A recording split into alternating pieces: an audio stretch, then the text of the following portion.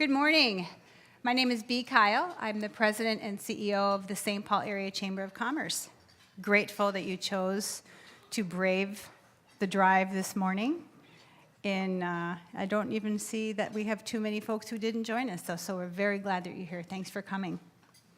So in partnership with the Minneapolis Regional Chamber of Commerce, I have the distinct honor of welcoming you to the 2019 Breakfast with the Mayors.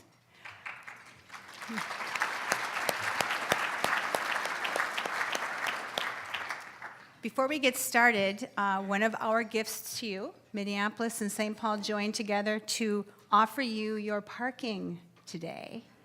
So you wouldn't have, that's a really round of applause, right?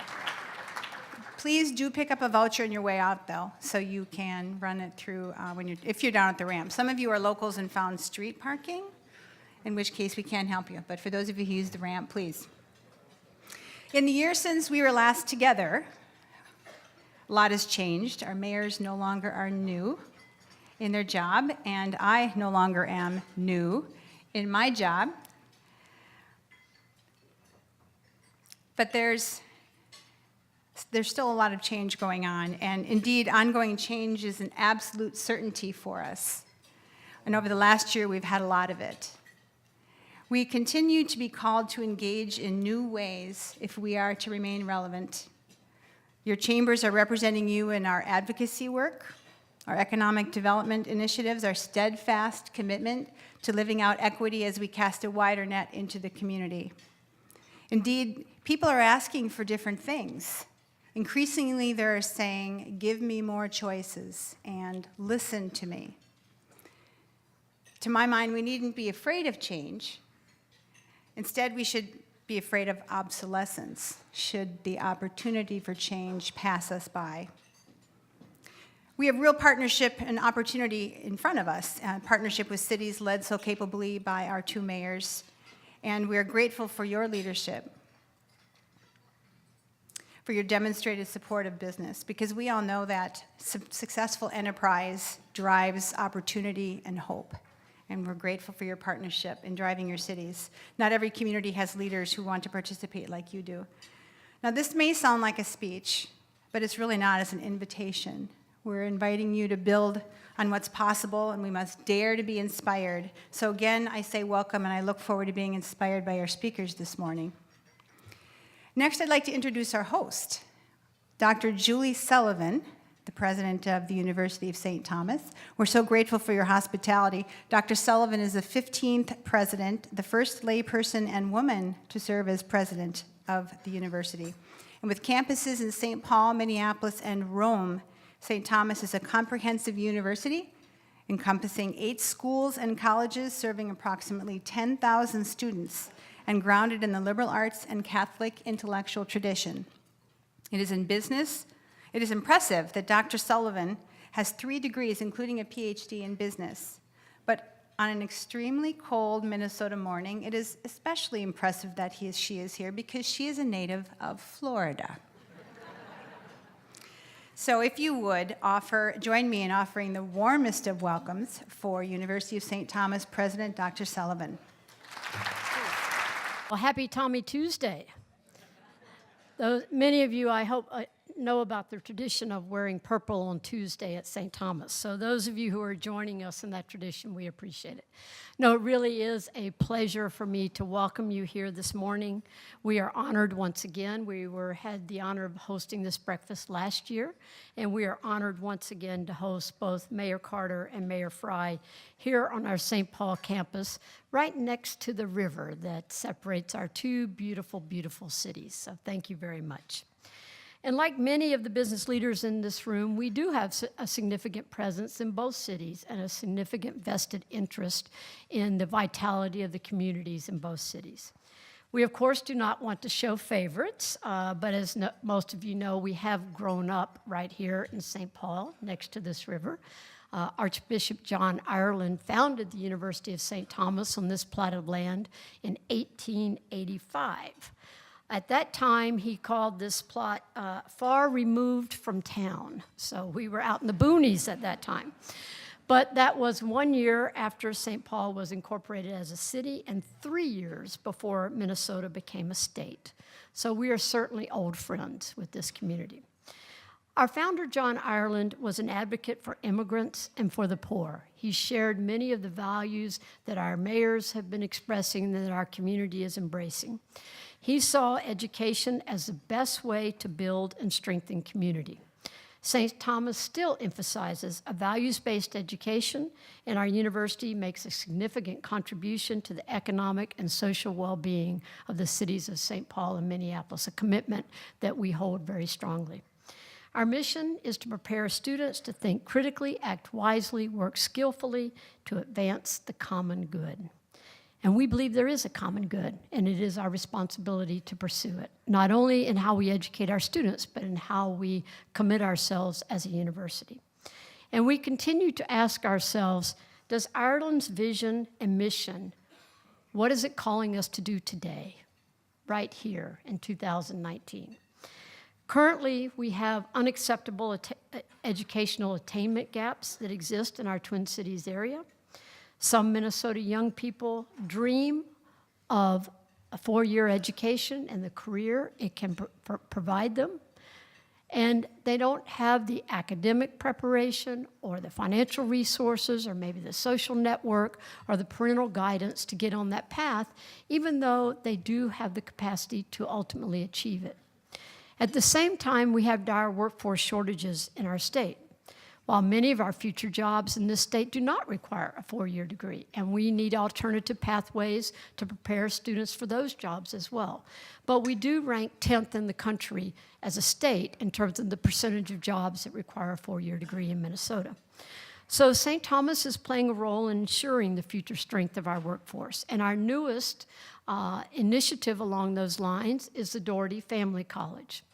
The Doherty Family College, it's located in Minneapolis, for those of you on the St. Paul side, but like I say, we're invested in both.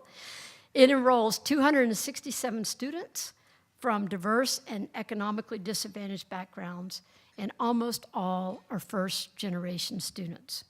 They live right here in the Twin Cities. They all come from Twin Cities high schools. Our first class will graduate this spring, and the purpose of the Doherty Family College is to put these students on a path, a 2-year path with extensive support services that will prepare them to finish that 2-year degree and move into a 4-year program, continue their education, and graduate with a 4-year bachelor's degree. Thank you.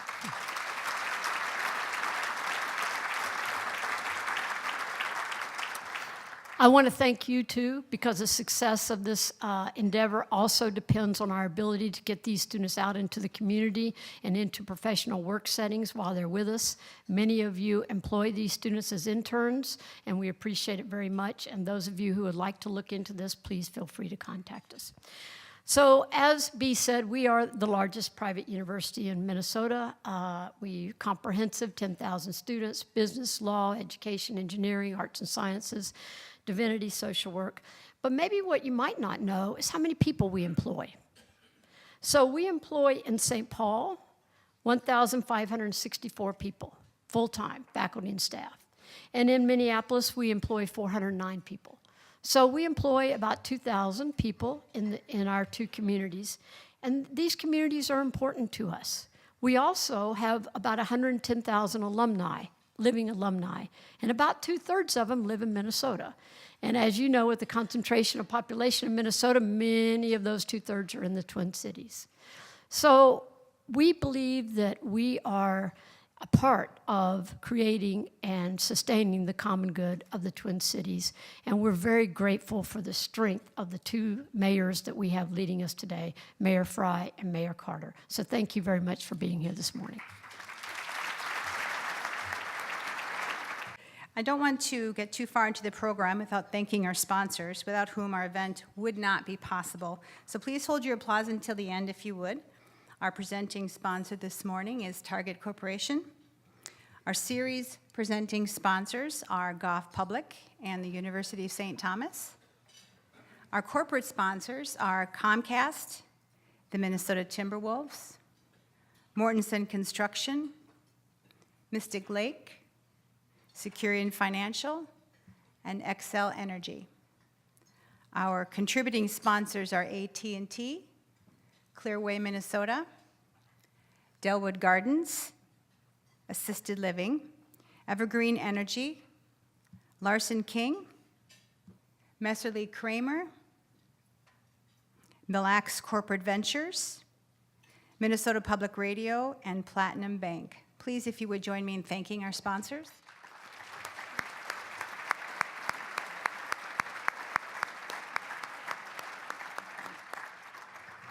And now for a few words from our event presenting sponsor. Tracy Hester is a Director of Government Affairs for Target Corporation and is responsible for creating and implementing Target's legislative agenda and building relationships in 9 Midwest states, including Minnesota's corporate headquarters.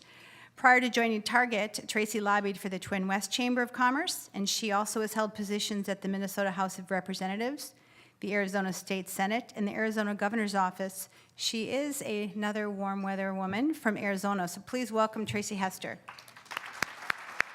And as you heard in my bio, I am from Arizona, and there's weeks like this one is really why I moved here. You know, it's -9, we're feeling fine, right? But you know, you don't move to a community just solely for the weather. And over my 13 years at Target, I was very fortunate to have visited Minnesota many times. And what I found most appealing was the people. In this community, I love the attitude that Minnesotans have that are can-do, no excuses. I mean, look at you. You're here at a breakfast during a polar vortex, so kudos. When I moved here, I told my children, when you go swimming, you need your goggles and you need your swimsuit, and when in the winter, you need your coat, your jacket, you know, rated to -45. But this point is that you just need the right gear. And lucky for me, I work for Target, and we sell gear for every season. So Target, you know, it's the 6th largest employer in the United States. 30 million people shop our stores each week, and we're headquartered in Minneapolis, right over the river. And thank you. And we're the top employers in Minnesota. Last year, we invested $250 million to reimagine about half of our portfolio here in the Twin Cities, and there's more to come in the next few years. And we understand that we can't just invest in brick and mortar to enhance our brand. We also have to invest in our people. And so we also last year increased our minimum wage to $12 an hour nationwide, and we're on the path to 15 by 2020.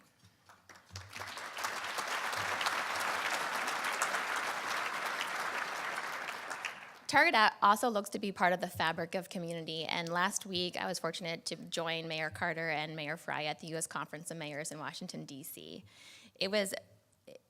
This conference brings together mayors from across the country who try to solve solutions to our nation's cities' challenges.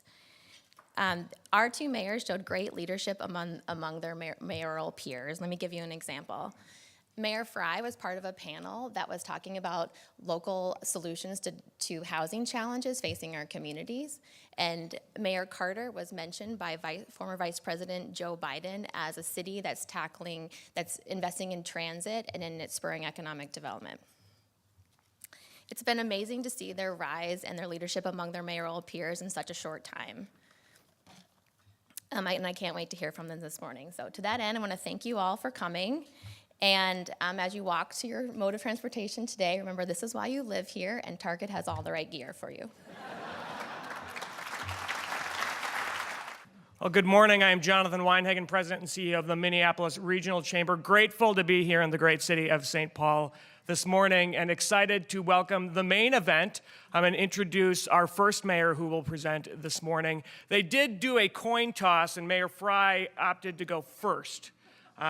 I learned that I would be introducing him about 20 minutes ago. They handed me a 4-paragraph bio to read that I am not going to read this morning. What I can assure you is he's an impressive guy, right? So take my word for that. Great history, done lots of stuff. I'm going to give you a brief Cliff's Notes version before I welcome the mayor up this morning. If you had a chance to get to know Jacob at all, you know that he's fond of reminding us that he is not from here. And he'd tell you that that's okay. And what has been fun to see over the course of his year as mayor and his years on the council before that is how he has adapted to this city that he loves. He came here via the Twin Cities Marathon. I saw Mike Logan in the crowd, CEO who administers that race, and fell in love with this city and this region. And has, I think, spent every day since then showing us what it means to be a transplant who's here, who's committed to driving the work of this region and of these two incredible cities. He was a civil rights attorney, so that's kind of cool. Defeated a longtime incumbent for the 3rd Ward, so representing downtown Minneapolis, before successfully winning his bid to be mayor in 2017. Since then, he's tackled some massive, massive issues and continues to be a champion for affordable housing, addressing police-community relations, and thinking about economic inclusion with regards to how we approach development. He also still lets me into his office. Now, that may cease after this introduction, but we have built a strong partnership, a great friendship, and look forward to tackling the issues of economic vitality together. So with no further ado, welcome Mayor Jacob Frey.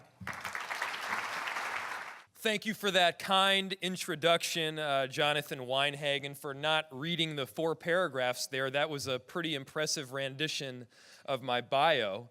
And I cannot tell you how much we appreciate the partnership. In all seriousness, your work on everything from transportation to business growth to housing is absolutely crucial right now, and you are leading the way. And thank you to all the partners here for the Minneapolis Chambers, for the Regional Chamber Breakfast with the Mayors. I was on my way out this morning, and my wife asked me where I was going, and I said I was going to the Breakfast with the Mayors, and she said, yeah, so people actually show up to that thing? She goes, Sakina, Melvin's wife, and I have had breakfast with the mayors, and trust me, it's not all that interesting. So I also want to recognize the new Met Council Chair, Nora Slawick, if we could give her a round of applause.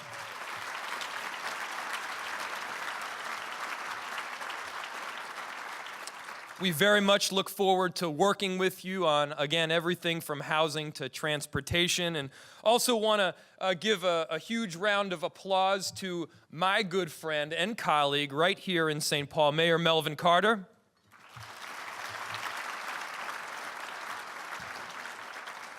I could not ask for a better partner. Being mayor is tough.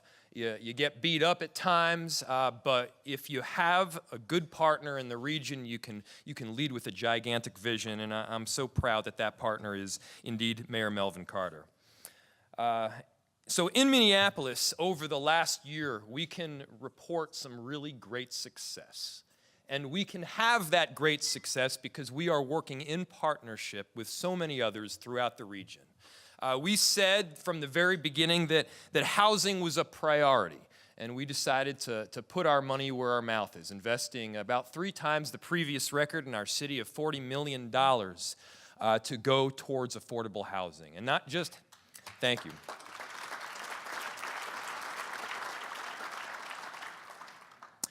And not just housing at the traditional levels of 50 and 60% of area median income. We're making sure to institute housing at that deeply affordable level so that people who are experiencing homelessness can pull themselves out.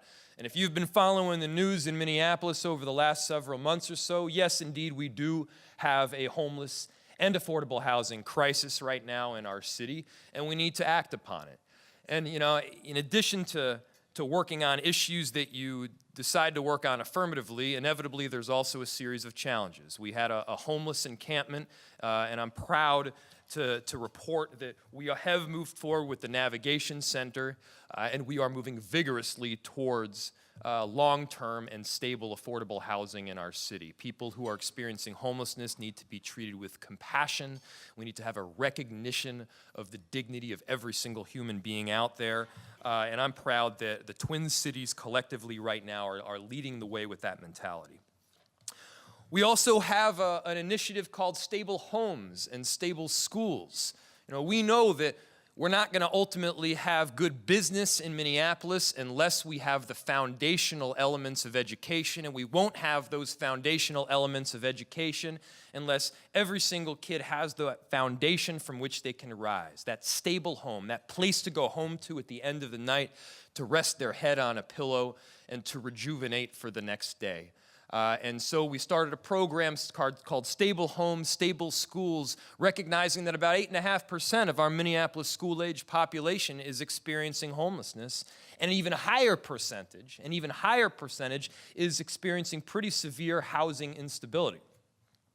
And so we wanted to make sure that those children had the stability that they deserve and have a place, hopefully within a half-mile radius of their home, so that they can have those foundational elements to ultimately succeed in school, and so that the classroom succeeds as well.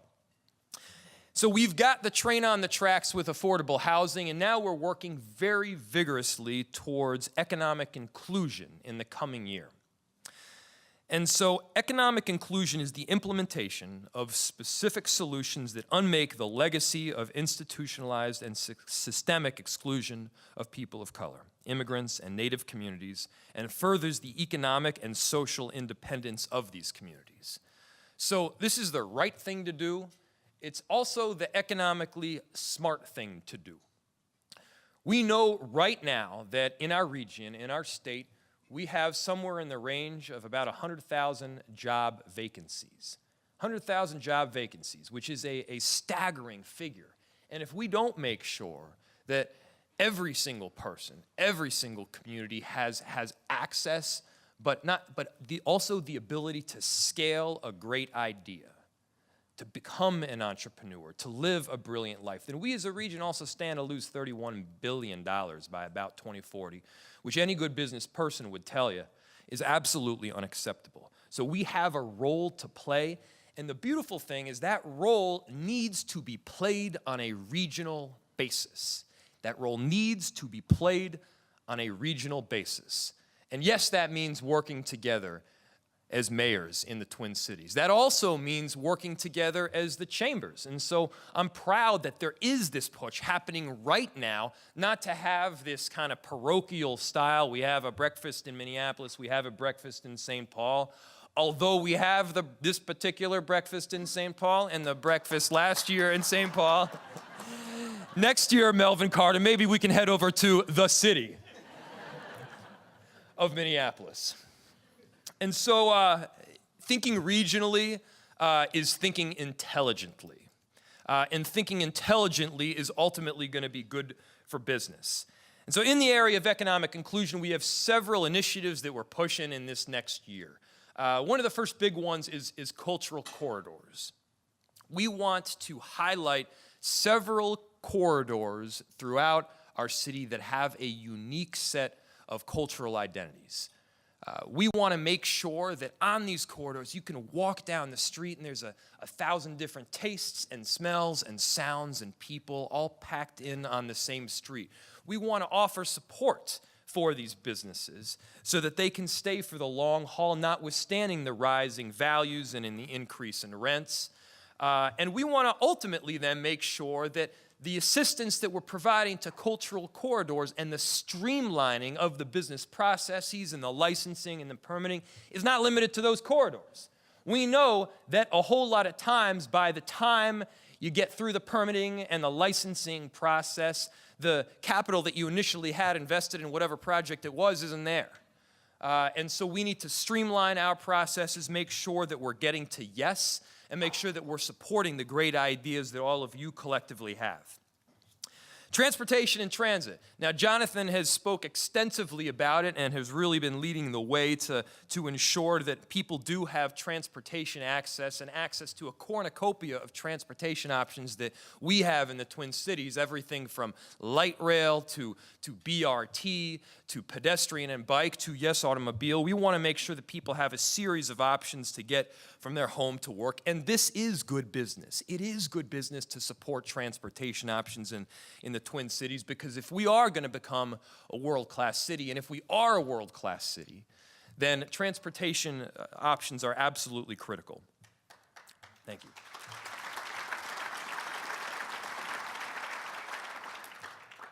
We've got a series of other things we're working on, from Upper Harbor Terminal, making sure to connect North Minneapolis, a community that has traditionally been excluded for some of its most vital assets, including the riverfront, to it. We want to make sure that young people have actual experience to the riverfront. There are some young girls able to run through a field of dandelions and dip her toe in the Mississippi River, something that is not possible. So St. Paul's working on the Ford site, we're working on Upper Harbor Terminal, and collectively we've got a big vision for how to transform that riverfront. We're streamlining processes over at 311 to provide one-stop shops so that people can call in with any question, from business licensing to assistance to navigating the emergency snow system. They can all go to one place and they can get the information they need. Public safety, obviously also critical. Crime, by the way, is down right now, 20%, which we're thrilled about, and a whole lot of that is due to the wonderful leadership of a great partner we have in Chief Arredondo in Minneapolis. And so, as you know, and as I've said, Minneapolis does not operate in a vacuum. I will continue to work with our partners across the river and across the state to make life for Minnesotans more equitable, more successful, more vibrant, and more connected. So I want to thank everyone in this room for your continued partnership to make sure that our region absolutely thrives. Thank you so much. Glad to be here. I'm Tina Hoy. I am the 2019 chair of the board for the St. Paul Area Chamber of Commerce, and I have the honor of introducing my hometown mayor, Mayor Carter. Melvin Carter is a fourth-generation St. Paul resident, St. Paul Public School graduate, and former St. Paul City Council member, father, and St. Paul mayor. Carter grew up in the Rondo neighborhood as the son of one of St. Paul's first black police officers and a teacher who now serves as Ramsey County Commissioner. He attended St. Paul Public Schools, ran track at the neighborhood rec center, and graduated from Central High School. He currently lives blocks away from where he grew up with his wife, Dr. Sakina Futrell Carter, and the youngest 3 of their 5 children. That is so a St. Paul story. My kids went to the same grade school I went to. We live close to my mother-in-law. That's St. Paul. Carter has been working to engage, enfranchise, and uplift people not only in St. Paul, but all across the state and nation. Most recently, he served as executive director of the Minnesota Children's Cabinet, advising Governor Mark Dayton on early childhood policy.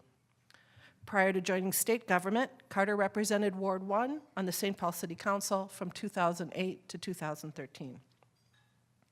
In the run-up to his campaign for mayor, Carter spent a year in conversation with neighbors through a series of listening sessions called Imagine St. Paul.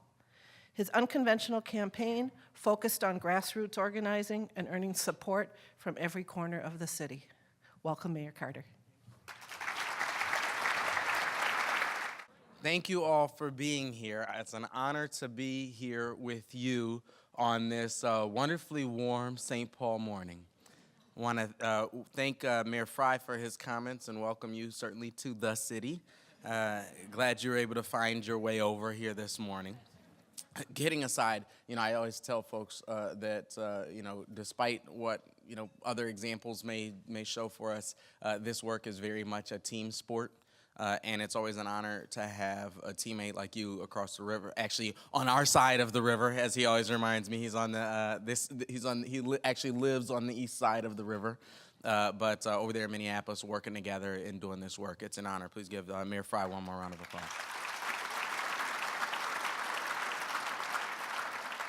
We celebrated Martin Luther King Day last week, and it's weird because I've never been known as like a big cold weather guy. Martin Luther King Day is the one day of the year I feel like it should be freezing cold and a blizzard, and this is why, because we grew up every year on Martin Luther King Day waking up, and our parents would get us all bundled up in our Target gear.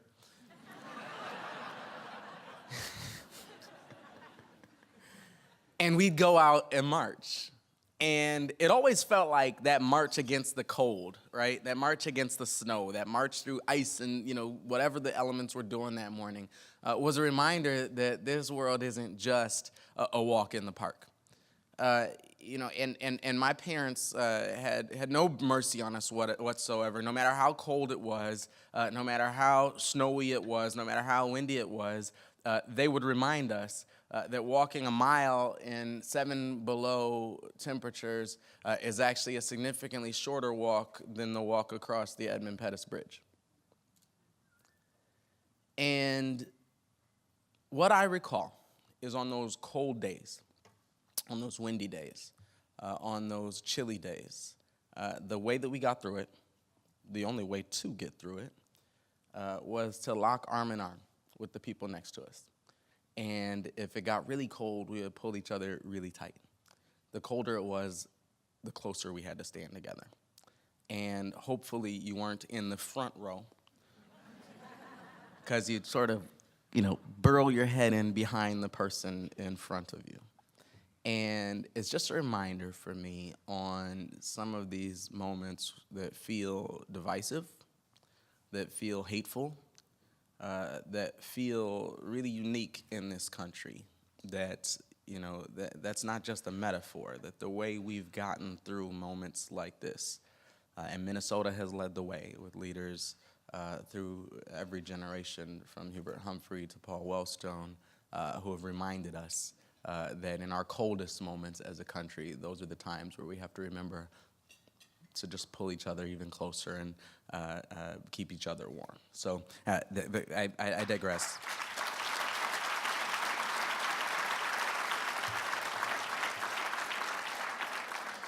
And that is not what I was invited to speak about this morning.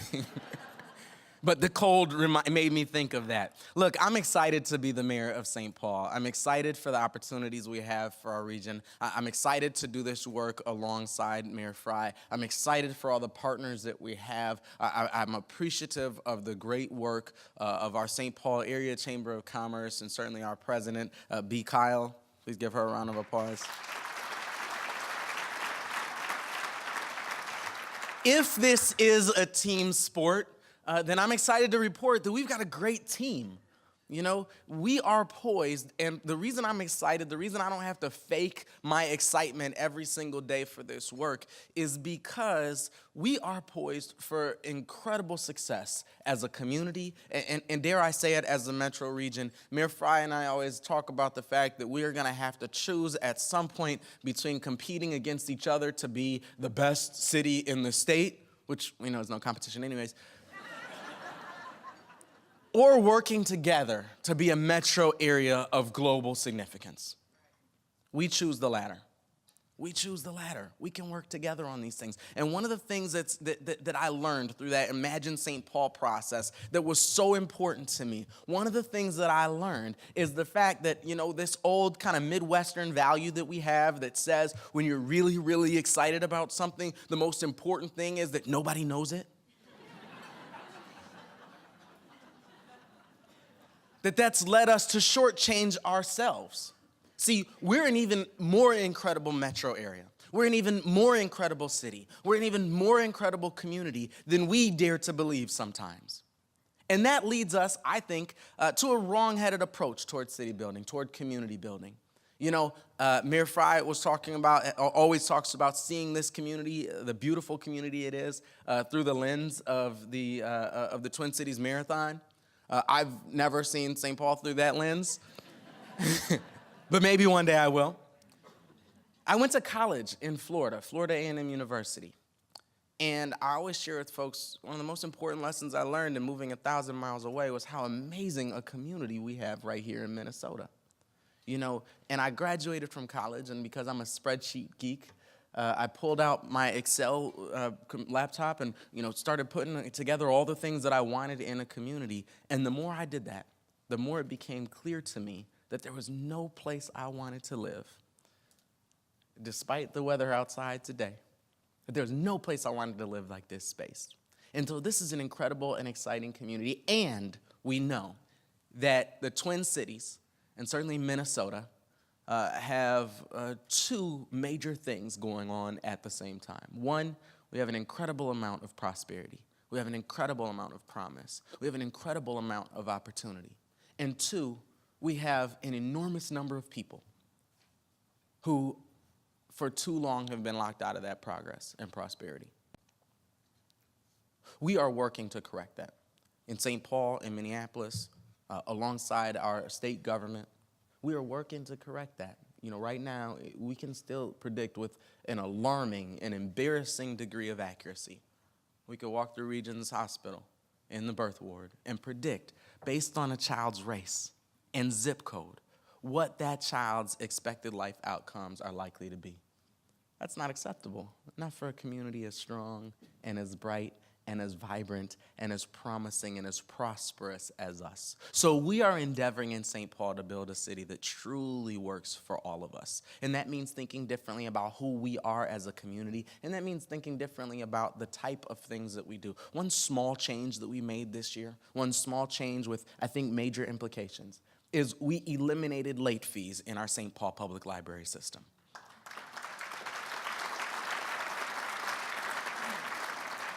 I'm glad that makes you happy because it didn't make everyone happy. My wife always tells me not to read the comments, not to read the tweets. And I promise you, if the folks who wrote those had any idea how much entertainment I get from them, they probably would stop writing them. But when we did that, you know, Twitter declared a war on personal responsibility. And my favorite tweet was somebody tweeted, next thing St. Paul will be like that movie The Purge, where once a week it's legal to kill people. Which feels like that escalated very quickly. I'm like, that was 4 steps down the road. That wasn't next.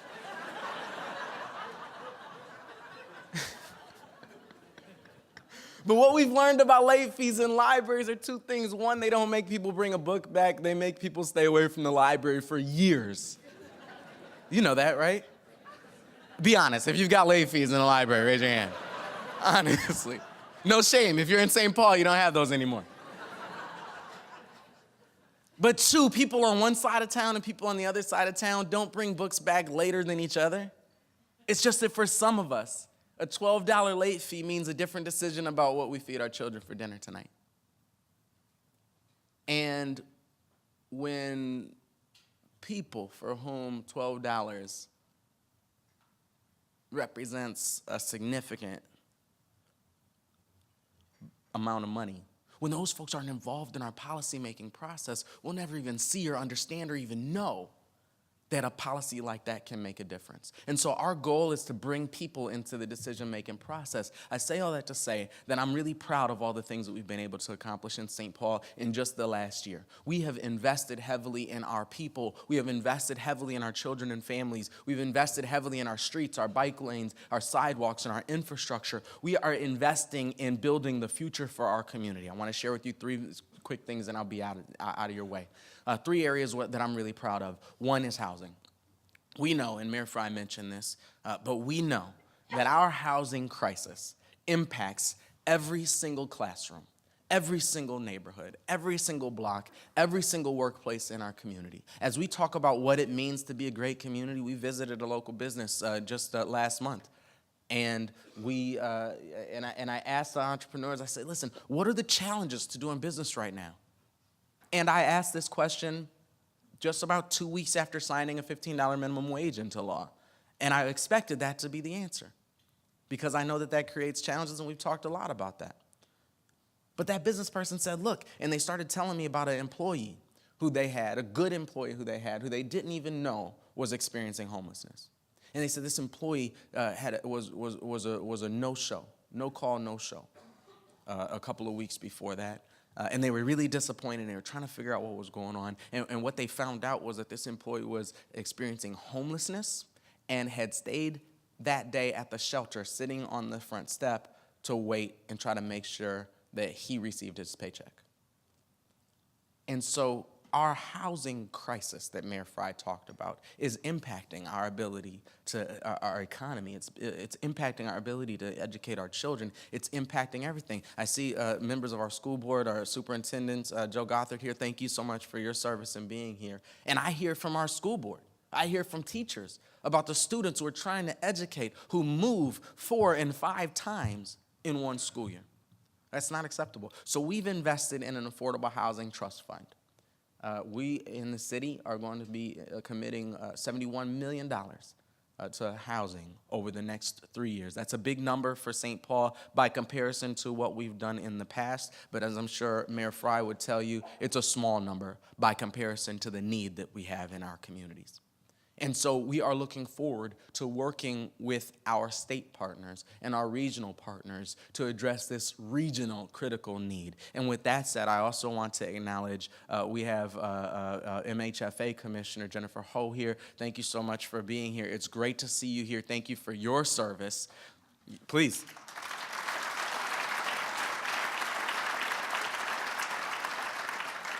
And listen, there's nobody more prepared to help us move into the future as a community. Her service includes, her background includes work at the White House, work in the federal government under the previous administration, and also overseeing the first federal plan to end homelessness. So we're in great hands. Thank you so much for your service and being back here in Minnesota with us. So that's our focus, is connecting people to service. And our housing plan is gonna really have 3 pillars. You know, I'm in politics, so if you can narrow something down to 3 bullets and they all start with the same letter, it's like God's work, right?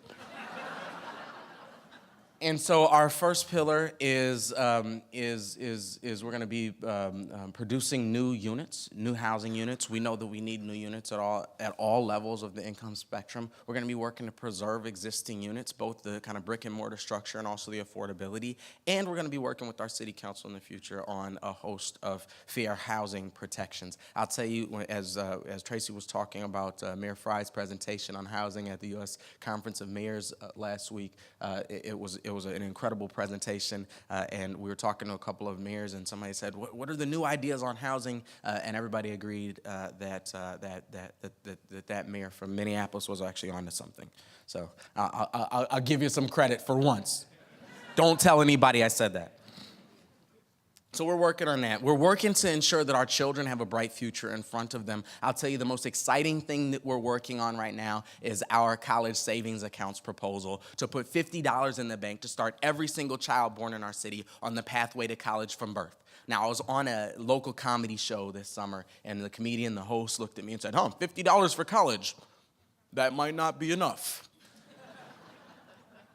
And we'll acknowledge that $50 is a seemingly small amount of money.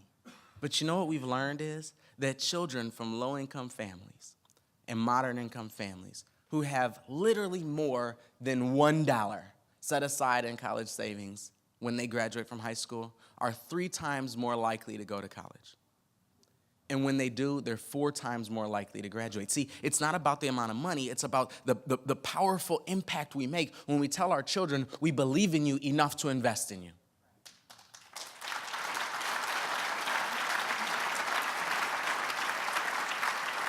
See, I was 17 the first time anyone asked me if I was going to college. Some of you know my parents. In my house, the question was, which college are you going to? I was pissed off. They never told me it was optional. But you know, we have a gap in our community, in our expectations for our children. Our college savings accounts plan will tell every child in our community that we expect and we deserve, and we're going to invest in your future beyond simply a high school diploma, because we know that that's going to be necessary as we continue to move forward. I'm excited about that. The third thing I want to share with you is our investments in our city's infrastructure. We are investing heavily in our city's infrastructure. We have actually doubled our budget to what's called mill and overlay to repave our streets. We've doubled our budget to support our sidewalks, and we've adopted for the first time dedicated funding for bike lanes in our community as well, because we know that people need different ways to get around. As our communities expand and grow, St. Paul is nearing an all-time high population with another 20 years of projected growth in front of us. We have to prepare our communities, Minneapolis and St. Paul, for thousands more families, thousands more students in our schools, thousands more people trying to get around our community, and how we connect to each other is critical. That infrastructure, I need a better word for infrastructure because because it ends up being sounds like a boring word, but it's about how we connect each other to jobs, to schools, to opportunity, to visit a sick relative, to go to the grocery store. It's about how we connect our communities to ensure that we have opportunity for everybody. And so we're excited to do that. We're going to be looking to partner with our state really heavily with a focus on the Kellogg Street Bridge that connects downtown to the east side and everything east of St. Paul. That's going to be critical for us, as we're going to be talking a lot at the legislature this year. And we'll look forward to your partnership as we do that, because that's an important part of ensuring that all of the East Metro is connected to the vibrancy and the prosperity of our region. That's critical for us. You also know we have a parking ramp in St. Paul. Have you heard about the parking ramp in St. Paul? That we are working to rebuild. We are continuing to work on that. We're going to be working with our partners pretty diligently to do that, and we're in the process right now of rebuilding the vision as far as that goes. So I say all that to say we have an important opportunity in front of us. We're looking forward to working with Governor Walz and the Walz administration.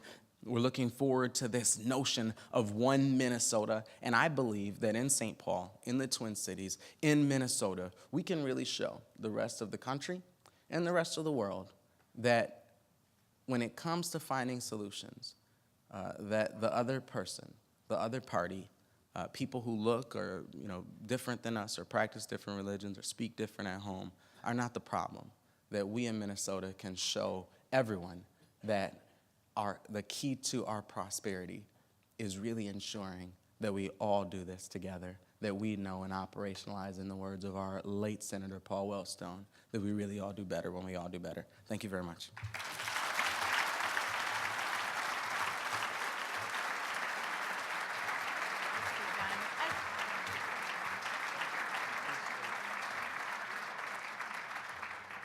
I'd really love to invite Mayor Frey back up and open the floor to questions. I was so inspired and delighted. Isn't this just great to have mayors who have such impassioned things to say, and you're all inspired when we leave? So thank you for your time, and please, if you have questions, we have about 5 or 7 minutes. Yes, any easy questions?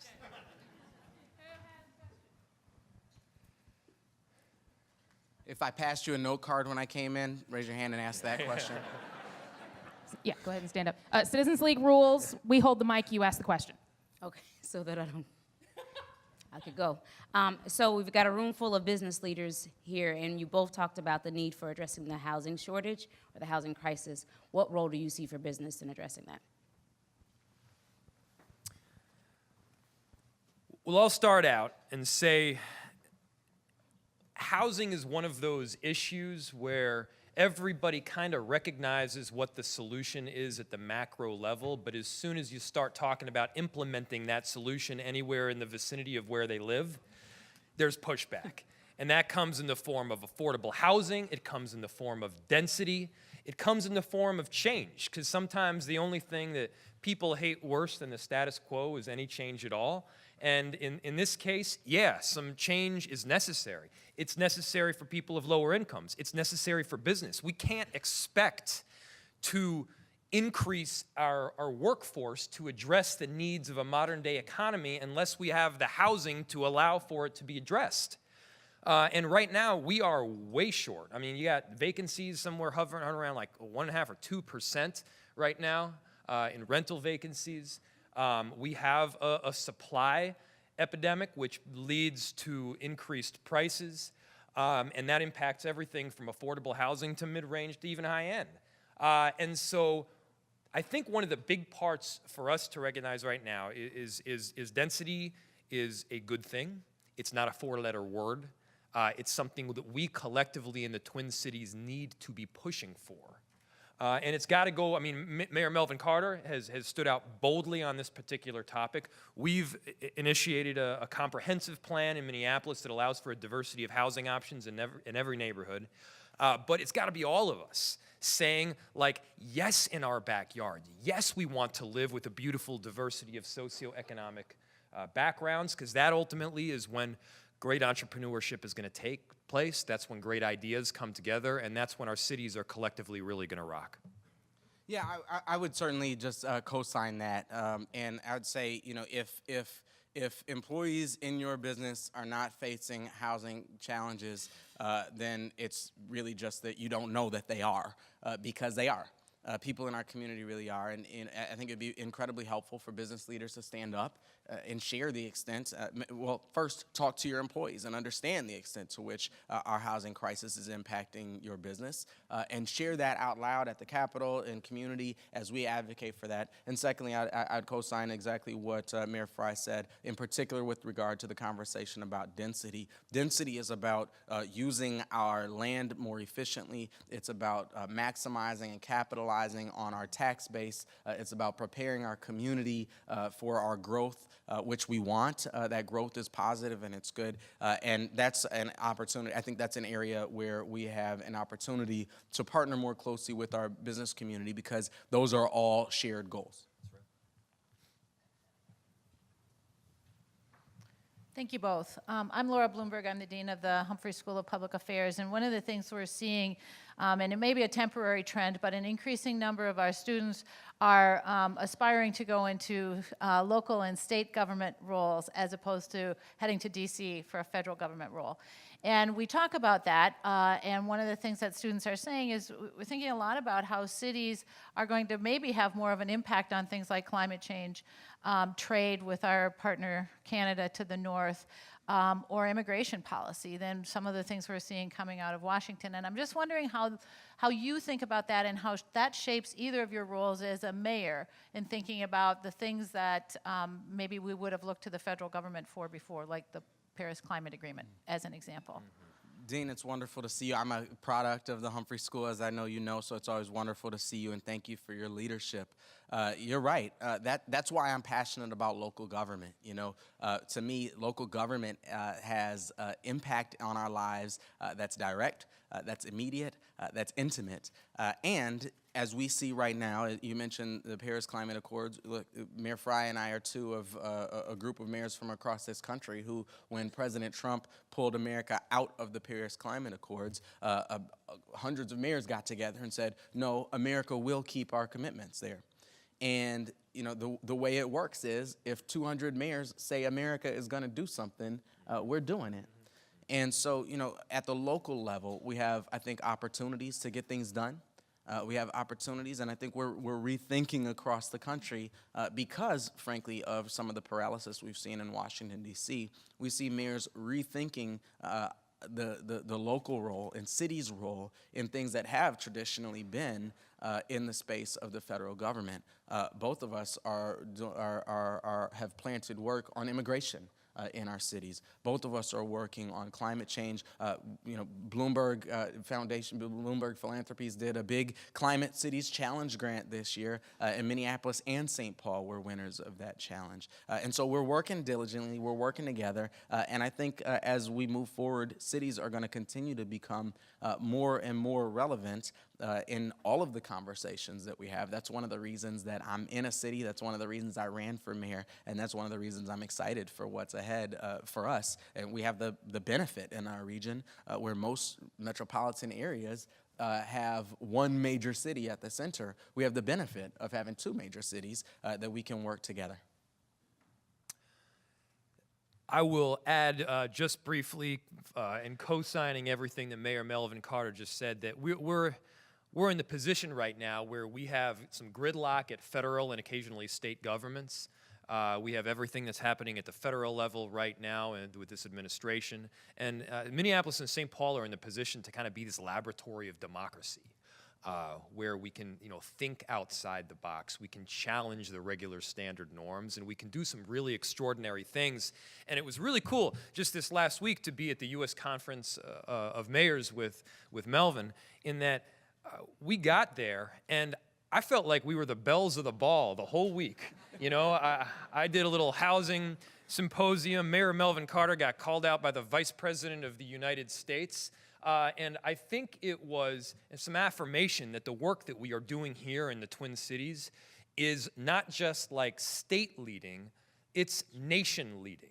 And it's not like we are just doing the work ourselves. This is kind of work that's happening on the collective that our region is putting together, and people are really taking notice. This is not just a pretty good set of cities in the upper Midwest. We are world class here.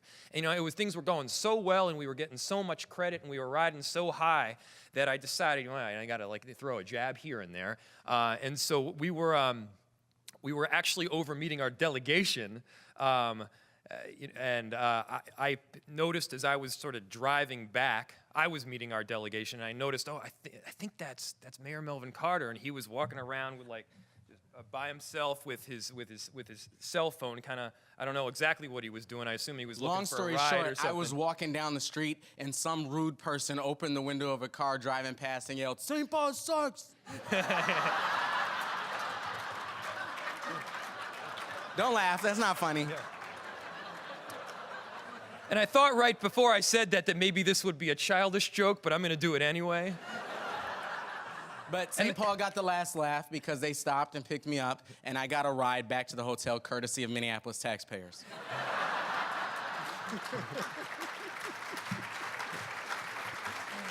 I thought that maybe he wouldn't recognize who called, and so I ducked down right after I said St. Paul sucks. 5 seconds later, I get a call on my cell phone. It says, "Yo, can I get a ride?"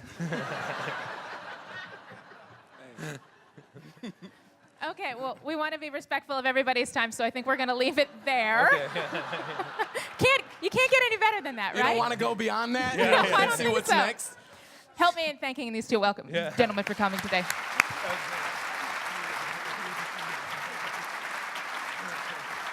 Thank you, buddy.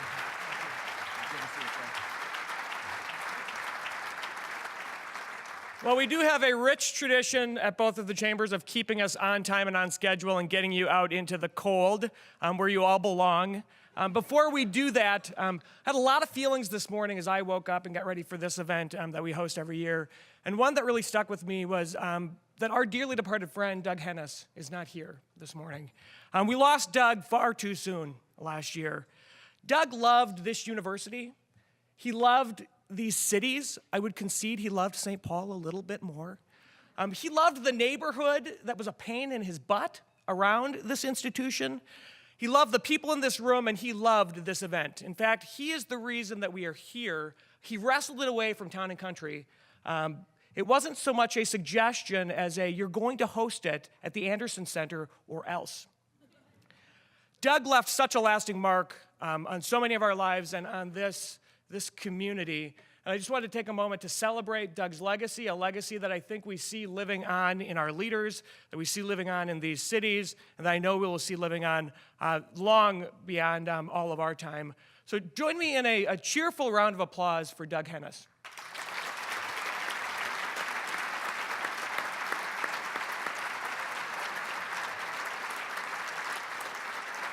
I want to thank Mayors Frey and Mayor Carter for being here this morning, for sharing their thoughts and their vision, their effervescent passion for this region that we all care deeply about, and also for their partnership. There is an incredible amount of work to do together. I don't know if B was having the same sentiment that I was, wishing that the mayors would just blanket co-sign onto stuff that we recommend, but maybe we can work on that.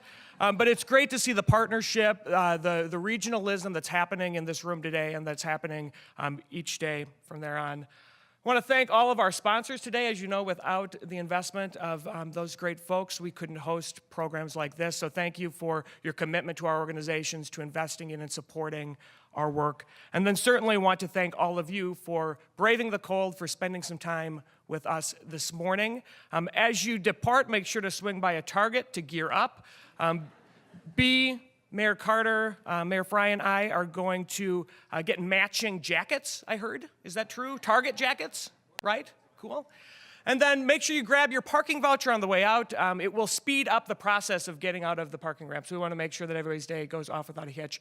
Thank you all for being here. We will see you at our next events. I always encourage you to visit the Chamber's websites to check out what's up next. And certainly make sure to mark your calendars. I don't know that we have a date for this event next year, but plan for it sometime around this time of year because we'd love to see you again. Have a great day.